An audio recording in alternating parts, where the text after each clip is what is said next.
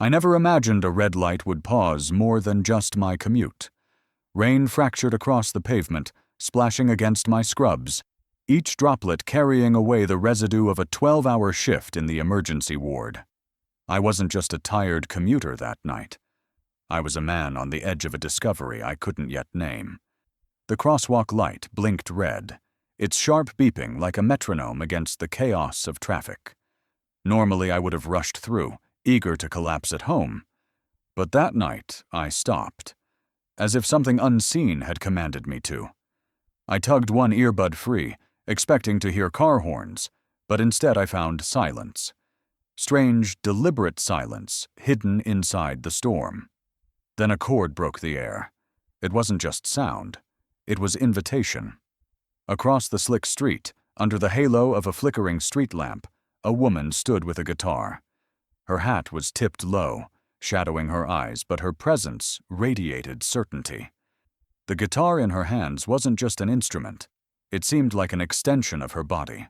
Her open case lay at her feet, scattered with coins. People passed without pause. Taxis hissed past. Umbrellas bobbed like indifferent shields. Yet I stayed, rooted, caught by the gravity of her music. Her fingers swept the strings with patient precision. The rain joined her performance, droplets striking the wood in rhythmic taps. For a moment it felt as though the storm itself was her percussionist. Then she sang. Her voice, smoky, aching, yet filled with hope, tangled around me. Each note pressed against my ribs, vibrating through me. Childhood memories surged unbidden. My father's scratchy records, my mother's soft humming in the kitchen. The melody deepened into a minor key. Each chord pried open questions I hadn't dared to ask. Why here? Why her? Why now? I pressed a hand against the cold lamppost for steadiness. The light above flickered as though it too leaned into her rhythm. In my pocket lay a single quarter. Such a trivial coin, yet in that moment it felt like the heaviest choice in the world. To offer it might break the spell, yet to keep it felt like betrayal. Wind gusted, tossing her hair into the lamplight. Her song swelled until it felt like she was wrestling the storm itself. For one breathless instant, the weight of all my regrets lifted. Then, silence. The final chord dissolved into the rain. I realized only then that I'd been holding my breath. I stepped forward, coin trembling between my fingers, my throat full of gratitude. I couldn't speak, but before I could move, she stilled. Her fingers froze on the strings. Slowly, deliberately, she lifted her head and tipped back her hat. Her eyes locked onto mine, unyielding, luminous, impossible to escape. The city vanished. Rain, sirens, footsteps, all gone. Only her gaze remained. And I understood. This was no ordinary street singer. What she chose next would decide the course of my life. Some voices reached the ear. Hers reached my soul. It was more than music. It was confession, a lifeline wrapped in melody. And as the first note slid into the night, I felt like I was hearing the truth for the very first time. The moment she began to sing, something in the air shifted. It wasn't just the pitch of her voice, it was the weight of it. Each syllable unfurled with a strange intimacy, as though she were speaking not to the city, not to the scattering of strangers huddled beneath umbrellas, but to me, alone. Her voice was raw and textured, threaded with the ache of lived experience. The sound carried across the wet street, riding the wind with ease, wrapping around me until it pressed against my skin like warmth from a long-forgotten hearth. I had heard countless singers in subway tunnels and smoky cafes, each chasing attention, applause, or a little spare change. But her song, it was none of those. It wasn't performance, it was testimony. The neon signs above flickered, casting pools of shifting color across her face. Blue, then red, then gold. She looked both ethereal and grounded, as if her entire being was anchored in the chords she played. I realized my breathing had slowed to match the rhythm of her guitar. My heart synced with her strumming, steady and unrelenting, a pulse of life that felt stronger than my own. A crowd began to gather. Small at first, a couple with dripping umbrellas, a man with a takeaway bag, a teenager clutching his phone, recording as discreetly as possible. But as her voice grew, so did the crowd. People who had been rushing moments ago paused. The street turned into an impromptu chapel, her song, its sermon. Her lyrics weren't generic declarations of love or heartbreak. They were fragments of truth, of wandering, of being unseen, of finding courage in loneliness. And each line pierced me like an arrow straight through my carefully built armor of fatigue and detachment. When she sang of nights spent alone, of promises whispered and broken, I saw flashes of my own life. Nights bent over my brother's medical bills, mornings where exhaustion was heavier than hope, the countless shifts that blurred into one endless sacrifice. I felt exposed, seen, and yet, instead of recoiling, I leaned in closer. The rain thickened, dripping into puddles at her feet, but she didn't flinch. She lifted her face slightly, eyes still closed, mouth curved in the shape of resilience, and pushed her voice higher. At the bridge, she tilted her head back, the brim of her hat nearly brushing the glow of the street lamp. For a heartbeat, I saw her not as a stranger, but as a warrior, someone who had chosen to fight life's storms with nothing but strings and words. The city seemed to hold its breath. Even the traffic, though still moving, felt muffled, as if engines and horns had been swallowed by her melody. I glanced around. The strangers gathered near me wore the same expression I must have carried, a stunned, almost reverent awe. Some had tears glistening in the corners of their eyes, though they tried to hide them behind rain-slick sleeves. And me, I wasn't hiding. My throat burned, my chest tightened, and I let the weight of her song press down fully. For once, I wasn't a doctor carrying lives on my shoulders, or a man trying to survive another endless shift. I was simply a listener, one soul colliding with another in the middle of a storm. She shifted into a major key, and the change was like the first light of dawn breaking through a heavy night. The energy of the crowd shifted with it. Shoulders straightened, breaths came easier, a collective release washing over us. It felt like she was giving us permission to hope, to feel, to remember the fragile beauty of being alive. Then she muted the strings with one hand, silence falling like a curtain. For a moment, the absence of sound was louder than the music itself. I saw tears gather at the edges of her eyes, though she fought to blink them back, as though too much of her truth had slipped out. And in that instant, I wanted to cross the space between us, to tell her her song mattered, that it wasn't just notes dissolving into the storm, but medicine for a city starving for meaning. But I stayed still, rooted. The final verse came soft, intimate, as though she were whispering it directly to me. The words trembled but did not break, and when the last chord faded, the hush that followed was electric. The city returned slowly. Rain pattered, cars hissed, someone coughed. But for me, the silence still carried her voice. She finally lifted her head. Her eyes opened, catching mine for the first time without the shield of shadow.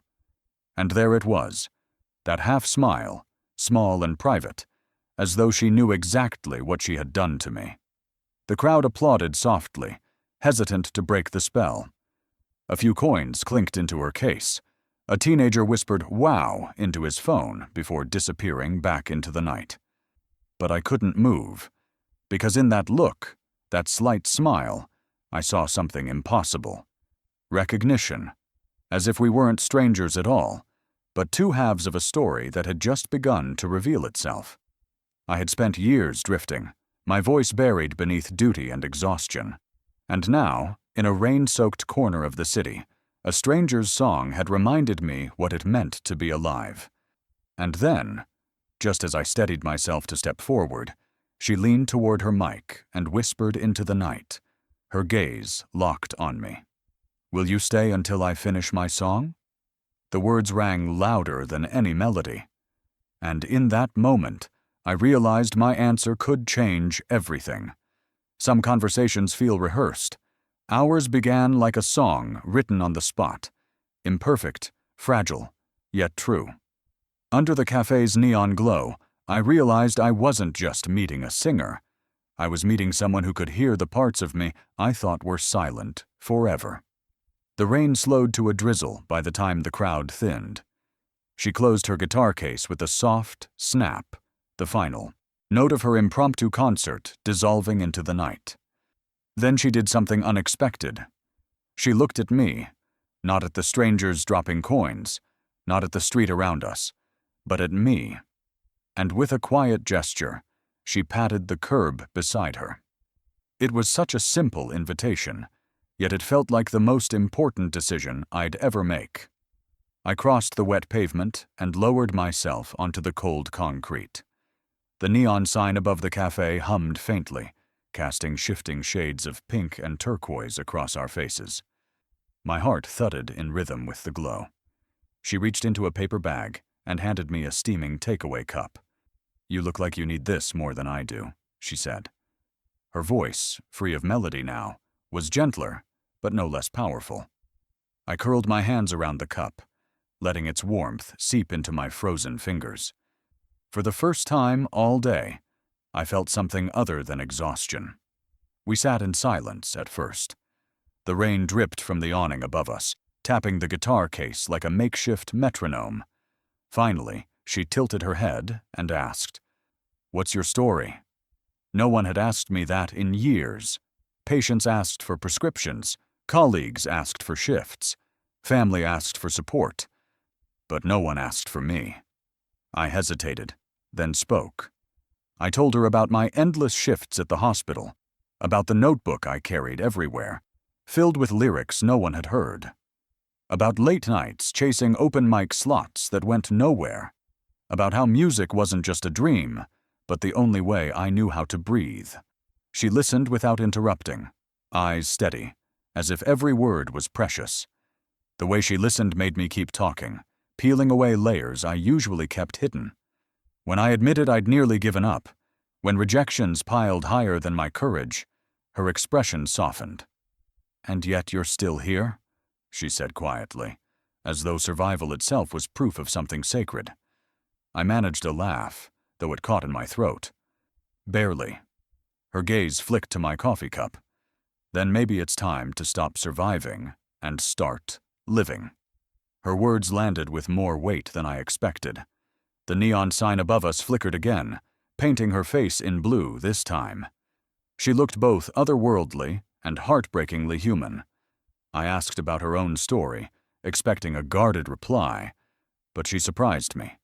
She told me how she'd started with nothing but a second-hand guitar and a stubborn belief that music could outlast despair.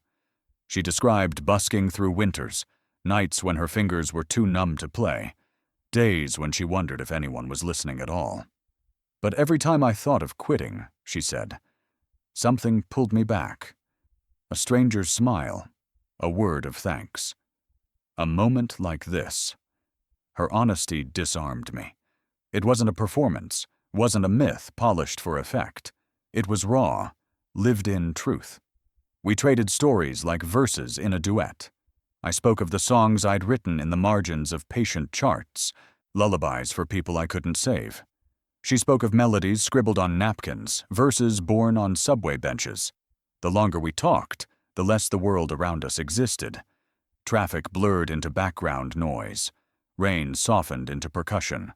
Time bent, holding us in its palm. I told her about the album I'd always dreamed of recording, songs for the broken-hearted, anthems for the forgotten, a soundtrack for those who lived in between survival and hope. She leaned closer, eyes bright, and said, "Then you have to record it." Her certainty startled me. I'd expected skepticism, maybe even pity. Instead, she spoke with the kind of conviction I didn't even have for myself. When I confessed my fear, that even if I recorded it, no one would care, she shook her head. "The right people will. They always do." Her words settled into me like seeds waiting for soil. We laughed then, at small things, the taste of burnt coffee, the way the neon light made our skin look alien. For the first time in months, laughter didn't feel like an indulgence. It felt like survival. At some point, she reached into her pocket and pulled out a napkin. "Here," she said, handing me a pen. "Write a line." Any line. I stared at the napkin, heart pounding, then scribbled a lyric that had haunted me for weeks. She read it, smiled, and without hesitation added a line beneath it. Together, it looked like the beginning of a song. The simplicity of it, the ease of collaboration, made my chest tighten. I realized how starved I was for this. Not applause, not fame, but connection. As the night deepened, the neon sign buzzed louder, as though struggling to stay alive. I felt the same way. On the edge of burnout, yet desperate to keep glowing. She must have sensed it too, because she leaned so close our shoulders touched. "Don't quit," she whispered. "Not yet." Her voice carried the weight of a vow, and in that fragile silence, I believed her. I opened my mouth to thank her, but before I could, she whispered my name. The real one, the one I hadn't told her. The coffee went cold in my hand. My pulse spiked. How could she know? And in her eyes, shimmering with rain and neon, I saw the answer waiting for me. Some encounters feel fleeting. This one grew heavier with every second, like a secret pressing against the edges of silence. And as her gaze lingered on mine, beneath the dying neon glow, I realized she wasn't just a singer in the night. She was carrying something far bigger than the melody she'd shared. Her whisper of my name still echoed in my ears. The rational part of me scrambled for explanations. Maybe she'd overheard someone. Maybe she'd guessed. But no.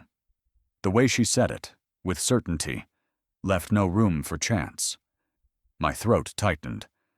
"How do you—" She didn't answer right away. Instead, she lifted her coffee cup, blew gently across its rim, and took a slow sip. It was deliberate, buying time, weighing something in the silence between us. The city around us stirred. Cars hissed through puddles, street lamps flickered, and yet I felt as though the entire world had paused, waiting for her reply. Finally, she set the cup down on the curb beside her, and met my gaze. "I've heard you before," she said softly. "Not here. Not tonight." Somewhere else I blinked, confused. My songs existed only in half-finished notebooks, late-night open mics, and a handful of shaky online uploads I never promoted. "Heard me where?" Her lips curved into that half-smile again, the one that felt both kind and knowing. "Let's just say your music travels further than you think." I didn't know whether to feel flattered or unsettled. The drizzle thickened again, tapping on the awning above. She pulled her guitar case closer, protecting it from the splatter, and in that small gesture, I saw the tenderness she carried for her craft. It wasn't just wood and strings. It was a lifeline, much like my music had always been for me. I wanted to press her, to demand answers, but something stopped me. Instead, I asked, "Why does it matter to you?" Her fingers lingered on the case, tracing its edge like one might trace scars. She took a deep breath. "Because I know what it feels like to almost give up." Her words were quiet, but they struck me harder than any thunderclap. She told me about the nights she'd sung to empty streets, the days she'd watched opportunities slip through her hands. She confessed she had once stood on the brink of quitting, convinced her music was just noise in a world too loud to listen. "And then someone heard me," she said. "One person. That was enough." Her eyes flicked to mine, steady and unflinching. "Tonight, that's what you were for me." The rain blurred my vision, though whether from weather or emotion I couldn't tell. I thought of the countless times I'd felt invisible. How many nights I'd walked home from failed gigs, clutching my guitar case like a coffin for my dreams. And now, here was this stranger, mirroring my pain back at me, and offering— what? Hope? The neon glow overhead sputtered, painting her features in fractured light. For the first time, I noticed a faint scar at her temple, half hidden beneath damp strands of hair. It caught the glow, gleaming like a reminder that survival always leaves marks. Before I could ask, she shifted. "I believe in your voice," she said. 4 words, steady as stone. My heart stuttered. No applause, no polite encouragement had ever landed with such weight. I wanted to laugh, to argue, to tell her she didn't know the half of my failures. But the conviction in her tone silenced me. It wasn't flattery. It was recognition. "You don't even know me," I managed. Her smile deepened just slightly. "Don't I?" A hush fell again, broken only by the patter of rain and the hum of neon. She reached into her guitar case and pulled out a slim folder bound with an elastic. Strapped without ceremony, she slid it across the wet pavement toward me. "What's this?" I asked, my fingers hovering above it. "Something you'll need," she said simply. I pulled it open.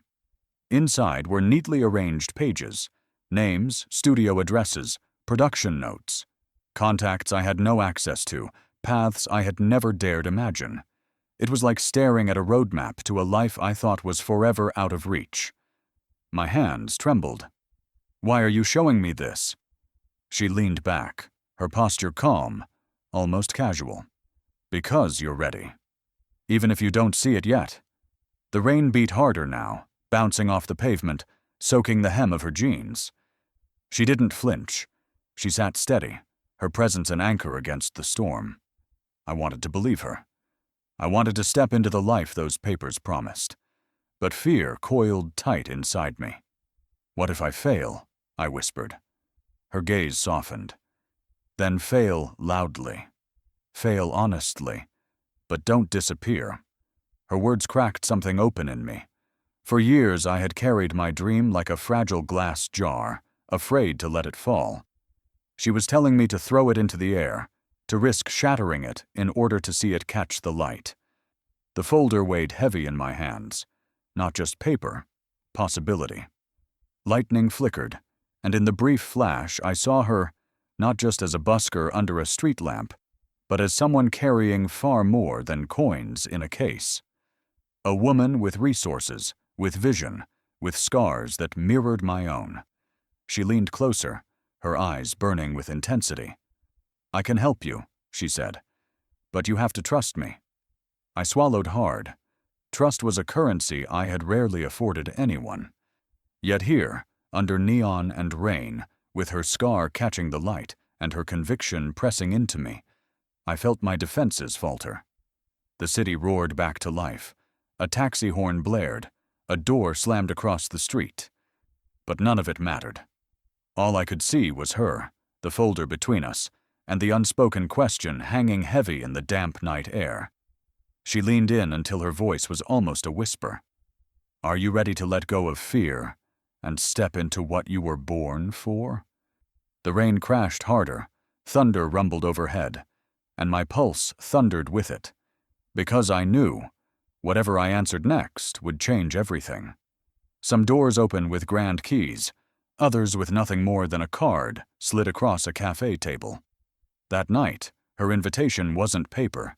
It was destiny, disguised in ink and silence.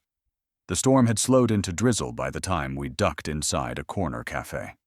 The windows fogged with warmth, blurring the city lights outside into soft halos.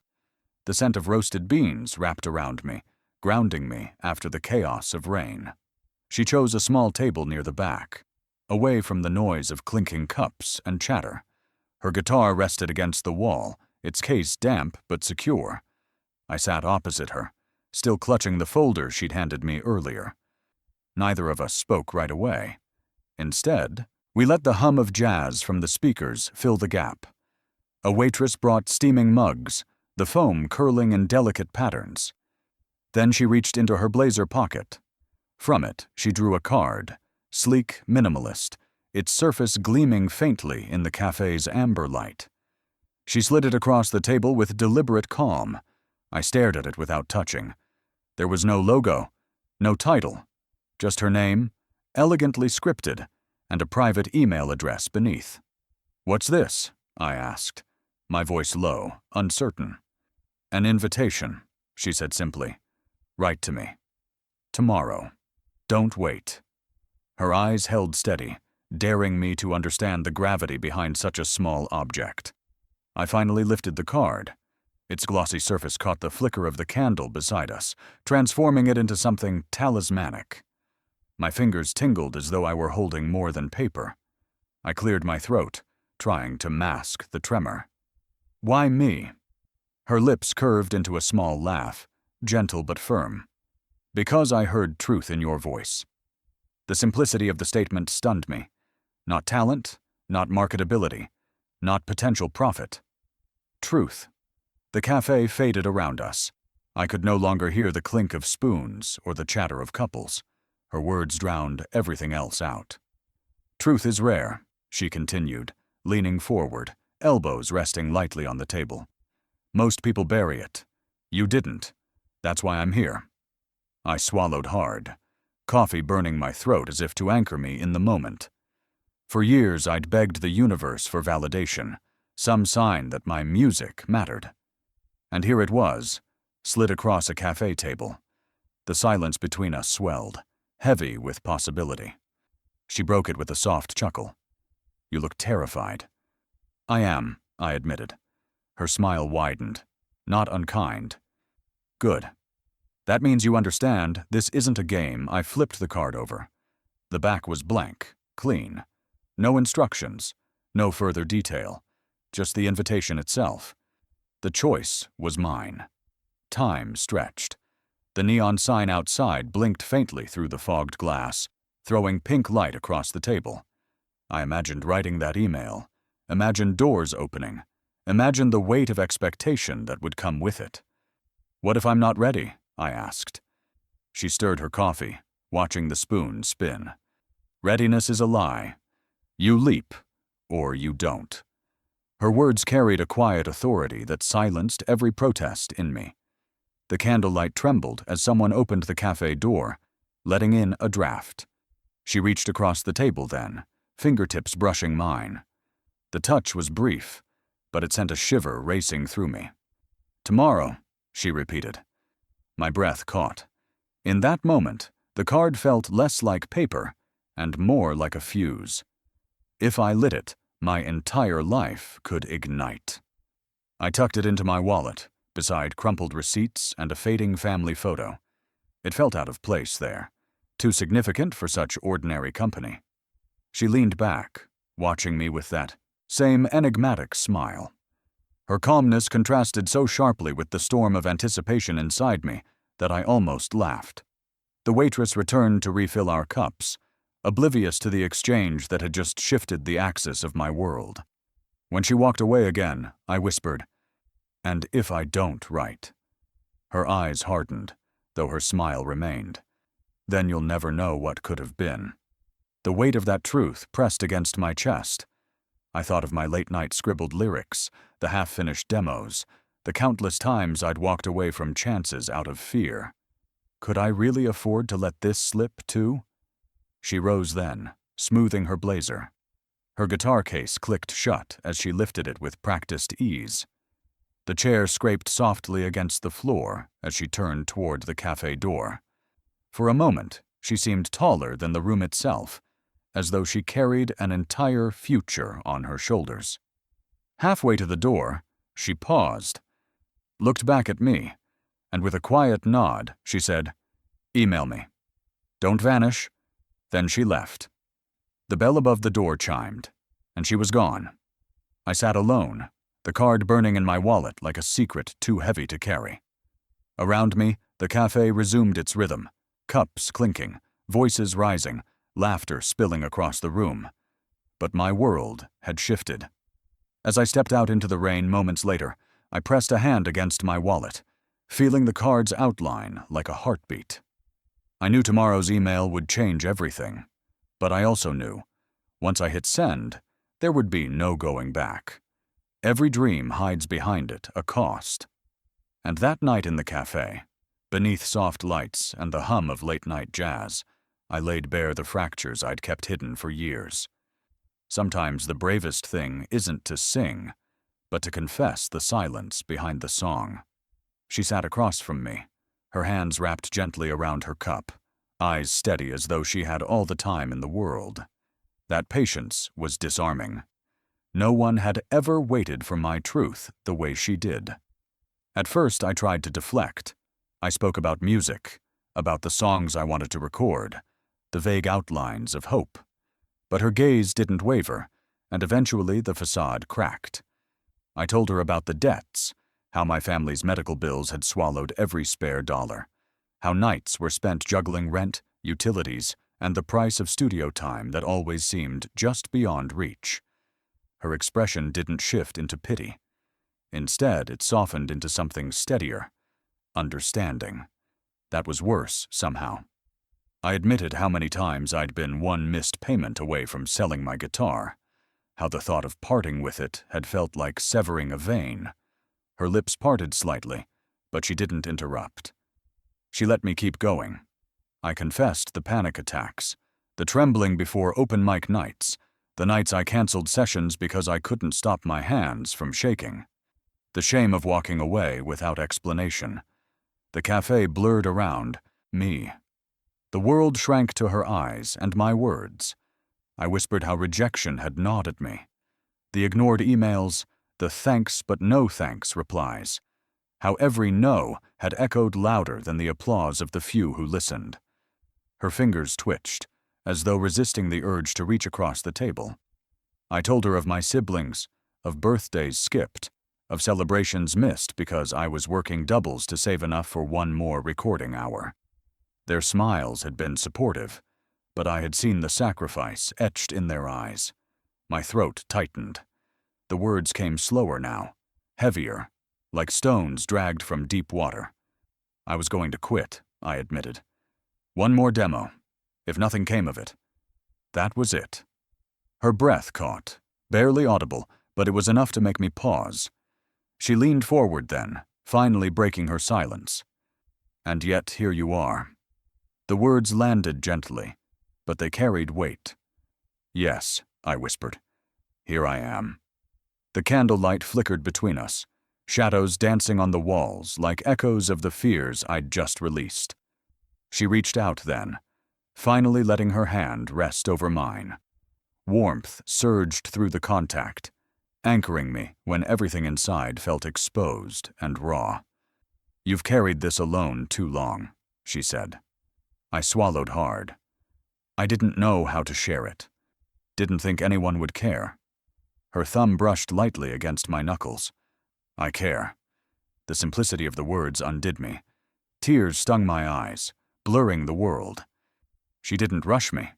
She let me sit in silence, the weight of years easing from my shoulders. Finally, I managed, "Why?" Her gaze was unwavering. "Because I see you. The world doesn't need polished perfection. It needs voices that bleed truth. And you've been bleeding alone." My chest ached with the honesty of it. The cafe's jazz track shifted, a saxophone solo rising, the notes weaving through the hush like a soundtrack to my confession. I thought of every night I'd sat staring at my ceiling, wondering if I was wasting my life. Of every time I'd whispered lyrics into the dark, afraid no one would ever hear them. And here she was, saying she had. She squeezed my hand once more. "Don't walk away now. Let me help you." I shook my head instinctively, the old reflex to reject help. "I don't want to be a burden." Her smile curved, gentle and sad. "Helping you isn't a burden. It's a choice. One I'm making freely." The sincerity in her tone broke through the last of my defenses. For the first time in years, I let myself imagine not fighting alone. I let myself picture a world where someone else carried part of the weight. The thought was terrifying and liberating. "Okay," I whispered. Her eyes softened further, shimmering with something like pride. We sat in silence then, the rain pattering against the windows, the cafe almost empty now. For the first time in a long time, I didn't feel like an imposter in my own story. I felt seen. The jazz song faded, replaced by another. Time moved again. But I knew something irreversible had shifted. She leaned back finally, releasing my hand, though the warmth lingered. "We'll figure this out." Together I nodded, unable to find words that matched the magnitude of what she had just offered. But just as her promise settled between us, a sharp knock rattled the cafe's glass door. We both turned. A shadow stood outside, its outline blurred by rain, but unmistakable. And when she saw who it was, her confident smile faltered for the first time. Not all truths arrive with fanfare. Some slip across a cafe table in the shape of a card. Simple, unassuming, yet heavy enough to rewrite an entire life. That night, her second card didn't just reveal who she was. It revealed the empire standing quietly behind her smile. The door creaked open, the cafe's bell chiming as a gust of rain swept in. A man stepped inside. Sharp suit, polished shoes, the kind of presence that turned heads without effort. His eyes scanned the room, landed on her, then flicked to me. She stiffened. Just slightly, but I noticed. He gave a curt nod, then disappeared to the counter to order. The tension in her shoulders didn't ease until his back was turned. When she faced me again, her expression carried that enigmatic calm she wore so well, but something in her eyes had shifted. "You should know who I am," she said quietly. My breath stalled. "Who you are." Her hand slipped into her blazer pocket. When it emerged, she held another card, thicker, weightier than the first. She set it gently on the table, sliding it across the polished wood until it rested in front of me. This one bore no script of her name, only 2 embossed letters gleaming in gold. M.R. I traced them with my fingertips, the foil catching the dim cafe light. The letters pulsed like a secret sigil. Confusion prickled. M.R. Her half-smile returned, softer now. My initials. They've been on the door of boardrooms you'll never see, on contracts that move more money than some cities earn in a year. But here, she gestured to the card. They're just a reminder that I'm more than a street singer. The air around me thickened. My brain scrambled to match the woman before me, the rain-soaked performer, the confidant who'd listened to my fears, with the idea of a corporate powerhouse. You're saying... She leaned in, her eyes unwavering. I run a fund. Multi-million. Its purpose? To invest in artists like you. Voices the world hasn't heard yet, but needs to. I blinked at her. The cafe sounds dulled again, like someone had turned the volume down on the world. Her words spun around me. Multi-million. Invest. Artists like you. My palms grew damp against the card. All at once, memories of couch cushions dug for spare coins, of debt collectors' calls, of sleepless nights counting every dollar. They felt like shadows being burned away by a sudden blaze of light. But disbelief clung stubbornly. Why? Why me? Her gaze softened, steady as always. Because your voice is rare. Because it carries truth. And because truth is worth funding, the simplicity of her conviction rattled me more than any elaborate pitch could have. I swallowed, voice breaking. You're telling me you'd... Yes, she interrupted, her tone firm but warm. I want to fund your album. The words hit like thunder. I leaned back, dizzy. The jazz music, the clink of cups, the rain. It all blurred into white noise.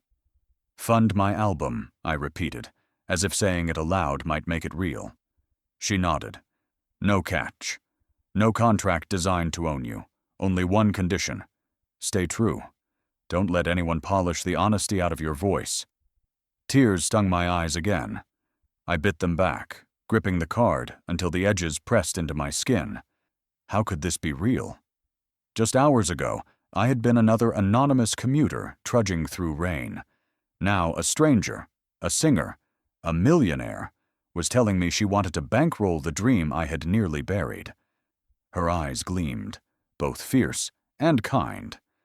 I've seen too many artists crushed by labels, molded into something they never were. That won't be you. Not if I can help it. The weight of her words pressed on me. This wasn't charity. This wasn't pity. It was faith. I exhaled shakily. What happens next? She smiled, pulling her guitar case closer. Tomorrow you'll email me. We'll set up studio time. You'll bring your songs. I'll bring the means to make them real. Her calm certainty was like a hand steadying me on a trembling bridge. I wanted to ask 1,000 questions about contracts, about expectations, about what she saw in me that justified such faith. But none of the words came. Instead, I sat in silence, clutching the card as if it were a lifeline. The man in the suit passed by then, nodding again as he left. She tracked his exit with her eyes, and for the first time, I caught a glimpse of the double life she carried. Artist and investor, street singer and mogul. When her gaze returned to me, it was softer, almost vulnerable. Does it scare you? I laughed weakly, the sound edged with tears. Terrifies me. Good, she said. That means it matters. The rain outside quickened, droplets racing down the glass in frantic streaks. I tucked the card into my wallet beside the first. The weight doubled instantly. Not just paper anymore. Promises. The silence between us grew warm, comfortable. For once I didn't feel the urge to fill it. She rose, lifting her case. Get some rest, she said. Tomorrow begins everything. Her half-smile lingered one moment longer. Then she turned toward the door. I sat frozen, staring at the 2 cards hidden in my wallet. 2 keys to a future I had never dared dream. As the door swung shut behind her, the cafe seemed to exhale. But before I could gather my thoughts, my phone buzzed on the table. One new message, unknown number. And as I opened it, my heart lurched, because someone else clearly knew what had just been offered to me. Money may build empires, but it's the faces behind the fortune that reveal its true weight. The day I stepped into her boardroom, I realized the woman who'd sung beneath a street lamp wasn't just my benefactor. She was an architect of entire worlds. The elevator doors slid open with a muted chime. Plush carpet swallowed my footsteps as I stepped into a corridor lined with glass and steel. Everything gleamed, polished nameplates, spotless walls, curated art that whispered of power and taste. My heart hammered. I clutched the strap of my guitar case like a lifeline. At the far end, her office doors stood ajar. Through them, I glimpsed floor-to-ceiling windows framing the skyline, sunlight spilling across a mahogany desk. She rose as I entered, her half-smile exactly as I remembered, but here it carried a different gravity. She wasn't just a woman with a guitar anymore. She was MR. The initials embossed on the card now pulsed with living authority. "Welcome," she said, her voice warm, steady. The room itself was a testament to her journey. Awards lined the walls, crystal trophies, framed certificates, photographs of her shaking hands with world leaders and artists alike. Executives lingered nearby, their conversations hushed. When they noticed me, their expressions flickered with curiosity. Who was I, the newcomer standing in the orbit of their boss? She gestured to a sleek chair opposite her desk. "Sit. Today, you meet the team I obeyed." Nerves jangling. First came her CFO, a sharp-eyed man with silver hair and a handshake firm enough to test resolve. "We've heard a lot about you," he said. His tone was professional, but there was a glimmer of genuine interest in his gaze. Next, her head of artist relations, a woman whose eyes lit up at the mention of my genre. She rattled off ideas for collaborations, streaming platforms, live showcases, her enthusiasm spilling across the table like champagne fizz. Then her assistant appeared, offering me a glass of water with a smile so discreet it almost vanished. Still, I felt the quiet efficiency of someone who kept entire empires running smoothly from the shadows. Every introduction deepened my awe. I had expected wealth, but what I saw was structure, purpose, a carefully assembled constellation of people orbiting her vision.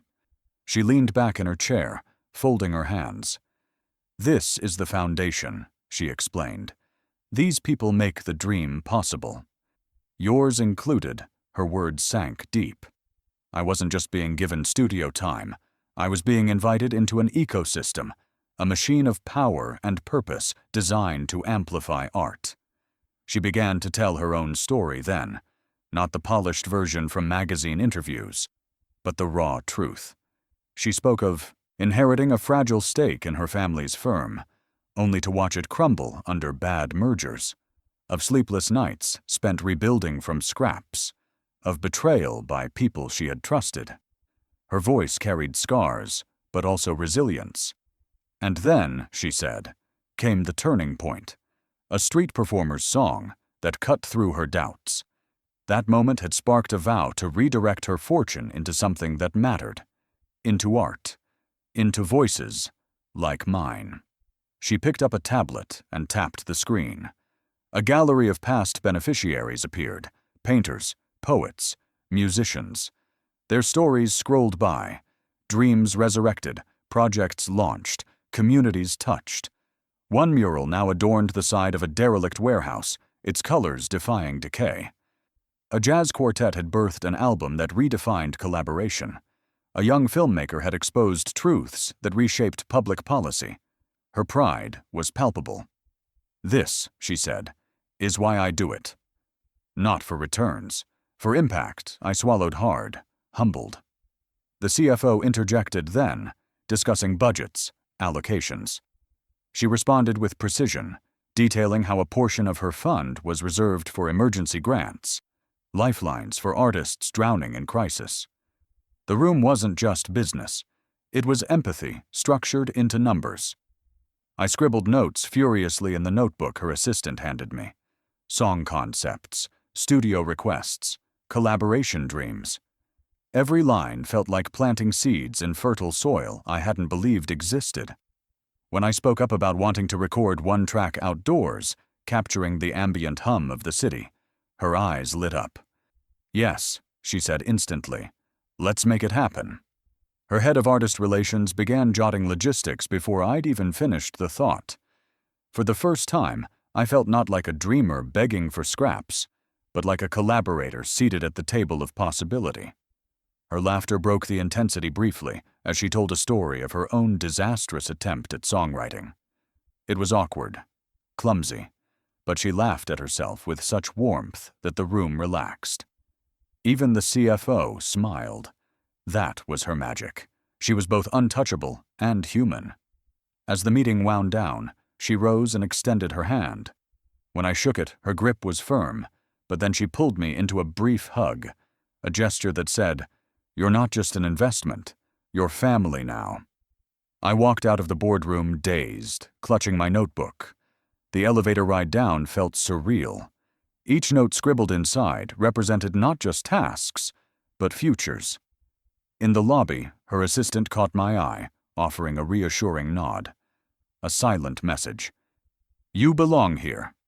As I stepped outside into the roar of the city, the skyscrapers no longer felt like walls pressing me down.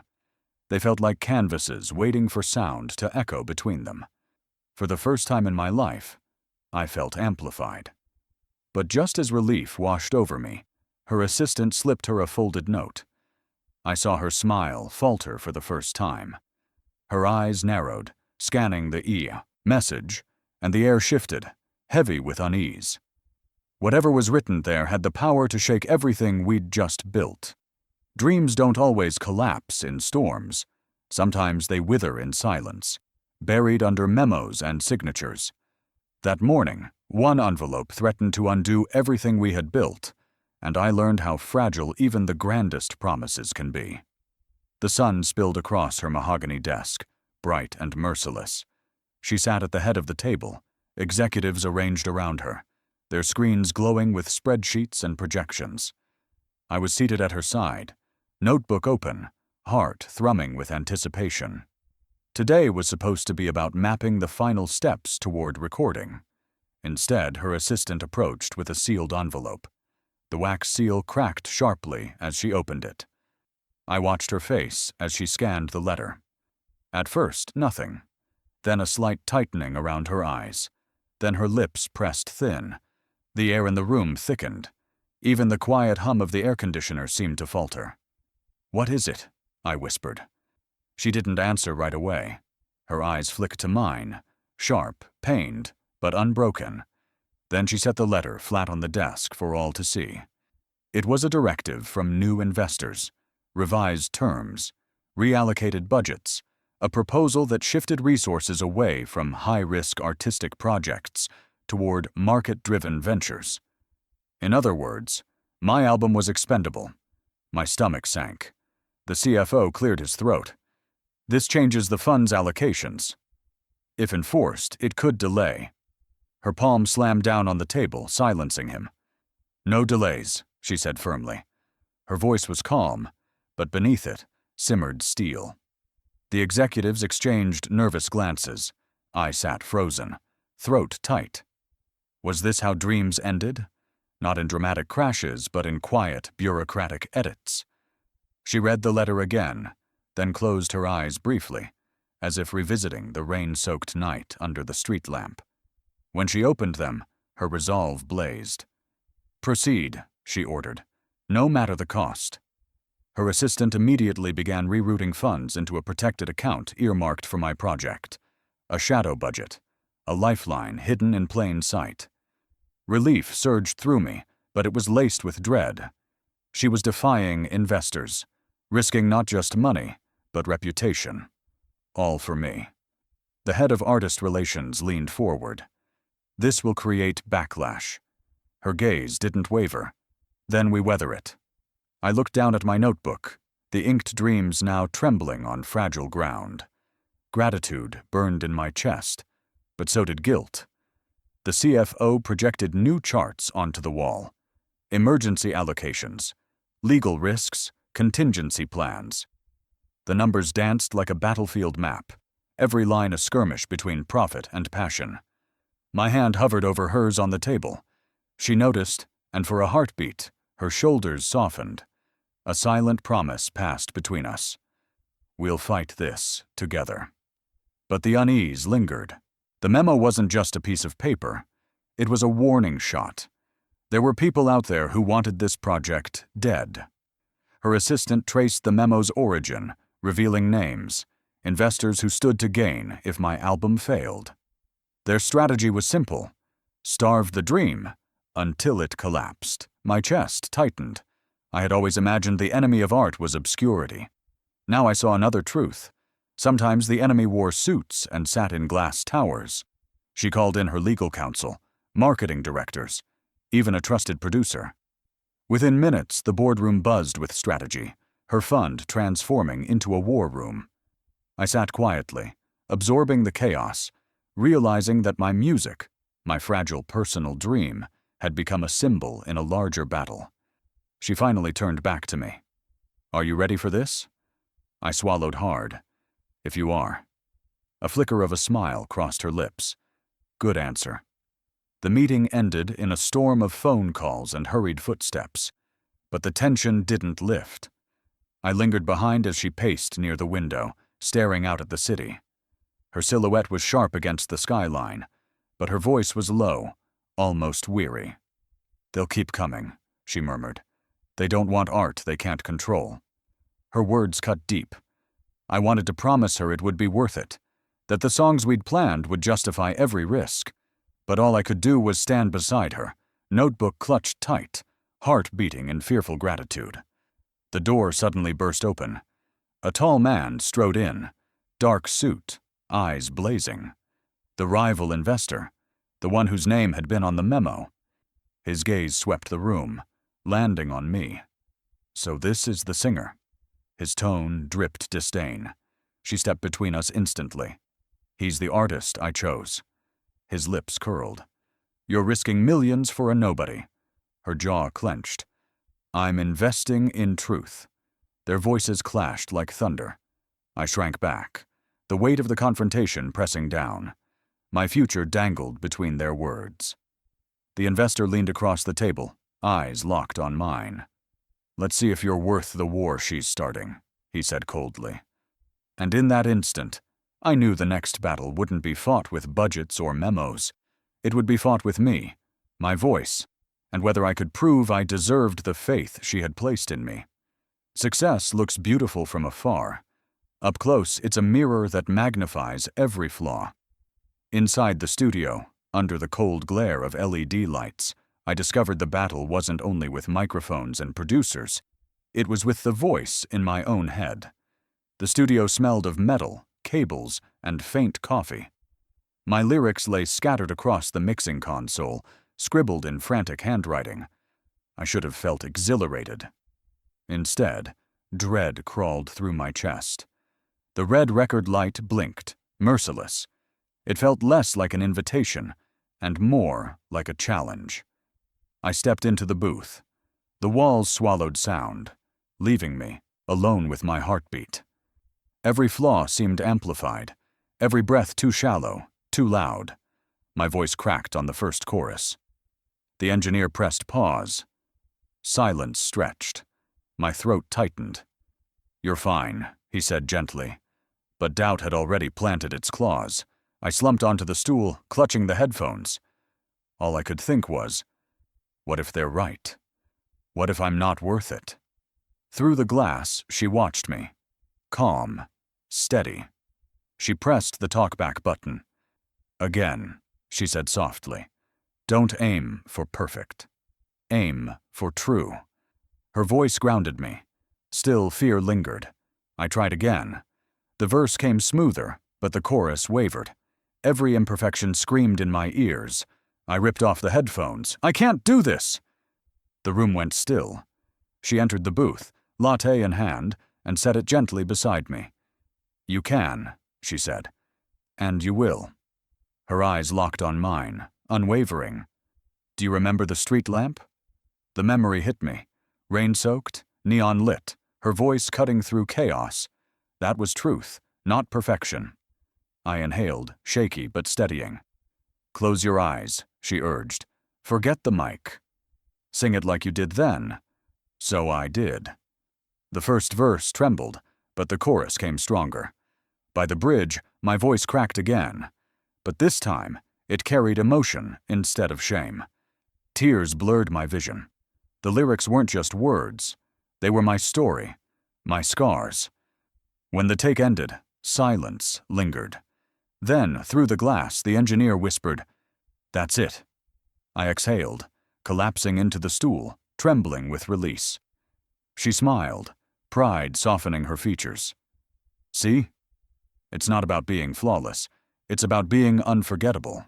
Relief washed over me, but doubt still lingered in the corners. What if the world didn't agree? What if critics mocked the rawness I'd bared? She must have sensed it. Let them. Art isn't about pleasing everyone. It's about reaching someone. Her conviction steadied me. We replayed the track together. My voice wavered in places, but it carried weight. It carried me. The engineer nodded. "This isn't polish. This is power." For the first time, I believed him. But even in victory, pressure loomed. This track would set the tone for the album. It had to resonate. As we left the booth, my shoulders ached with tension. She walked beside me, hand brushing mine briefly. A silent anchor. I realized then that the real battle wasn't with rivals or investors. It was with myself, and I wasn't done fighting. Just as I found my footing, the studio lights flickered, then died. Alarms blared, red strobes flashing across the room. She grabbed my arm, eyes sharp with urgency. "Stay close," she ordered. And in that instant, I knew the test ahead wouldn't be about music at all. It would be about survival. Sometimes destiny doesn't test you with applause. It throws you into smoke and fire, demanding to know if your resolve can withstand the flames. That night, when alarms shrieked and chaos swallowed the studio, we discovered what it meant to take the leap. Together. The siren's wail sliced through the music. Red strobes flashed, painting the studio walls in frantic pulses. I froze. My lyrics scattered on the floor, forgotten. Smoke seeped under the door, curling like dark fingers around our ankles. She didn't hesitate. Her hand gripped mine with iron steadiness. This way. We stumbled through the haze, coughing, hearts pounding. The hallway twisted into a labyrinth of shadows and emergency lights. An engineer collapsed near the mixing board, clutching his arm. She dropped beside him instantly, tearing her scarf into a makeshift sling. "Lean on me," she ordered, her voice calm despite the chaos. We half-carried him down the hall, dodging falling ceiling tiles, alarms echoing like war drums. My chest burned with smoke. Fear clawed at my throat, but her grip never faltered. By the time we burst through the emergency exit, cool night air slammed into us like salvation. The team gathered outside, faces pale, coughing but alive. Fire crews swarmed the building, hoses roaring. She scanned the group, counting heads. Relief flickered across her face. "Everyone's out," she said, voice steady despite her shaking hands. Only then did she let herself exhale. I stared at her. This woman who had pulled us through flames as surely as she had pulled me from despair weeks ago. She wasn't just a benefactor. She was a force of nature. The fire died by dawn, leaving the studio charred, scarred, half-gutted. But inside the wreckage, hope still glowed. She refused to let the disaster claim our work. By sunrise, she'd rallied the team again. Cables were rerun, salvaged gear patched together. A mobile rig was set up inside a half-cleared room. "Your album isn't burning tonight," she told me, fire still in her eyes. I wanted to weep with gratitude. Instead, I picked up my guitar. Together, we re-recorded lost tracks, my voice raw with smoke and adrenaline. Every note carried the weight of survival, the urgency of life refusing to be silenced. By mid-morning, our battered mix pulsed through salvaged speakers, imperfect, unpolished, but alive. She laughed then, a sound full of exhaustion and triumph. "We'll make this our story, a hidden track, a testament to resilience." I nodded, throat tight. "No one will believe it." "They'll hear it," she replied, eyes gleaming. The engineer we'd helped earlier snapped a Polaroid. Me, her, and the team, soot-stained but smiling. Proof that art can rise from ashes. Later, as we loaded equipment into her van, dawn spilling gold across the skyline, she leaned close. "This is what it means to leap," she whispered. "Not when it's safe. When it's terrifying," her words etched themselves into me. For the first time, I didn't just feel like an artist chasing a dream. I felt like part of a movement. As we drove into the awakening city, exhaustion pressed heavy, but exhilaration burned brighter. My phone buzzed in my pocket. The screen glowed with a new message. Her eyes flicked toward me. "Well," I hesitated, thumb hovering, because I knew, deep down, that whatever waited on that screen could shape everything that came next. I opened the message. The sender's name froze my breath. One line of text pulsed back at me, sharp and undeniable. And in that instant, I realized the real leap had only just begun. Dreams don't arrive fully formed. They crawl through fire, stumble through smoke, and emerge scarred, but shining. The night I stepped onto that stage, I realized my scars weren't weaknesses. They were the proof that I had earned the dawn. The venue was small. Wooden boards creaked beneath my boots. Candles flickered at the bar, casting warm halos across faces expectant with hope. I clutched my guitar tighter. The spotlight burned on me, heavy yet liberating. Every breath carried the echo of nights spent busking, of battles in boardrooms, of smoke-filled corridors where we'd chosen to fight instead of flee. And there she was, front row. Her eyes glistened, steady, unwavering. The one who had dragged me from the margins into this light. The first chord rang out, clear, strong, the sound of a life reborn. The audience hushed. My voice rose, unsteady at first, then firm, threaded with every failure, every triumph, every unrelenting note of survival. By the chorus, the room was breathing with me. Strangers swayed, friends clutched hands, tears shimmered under the glow.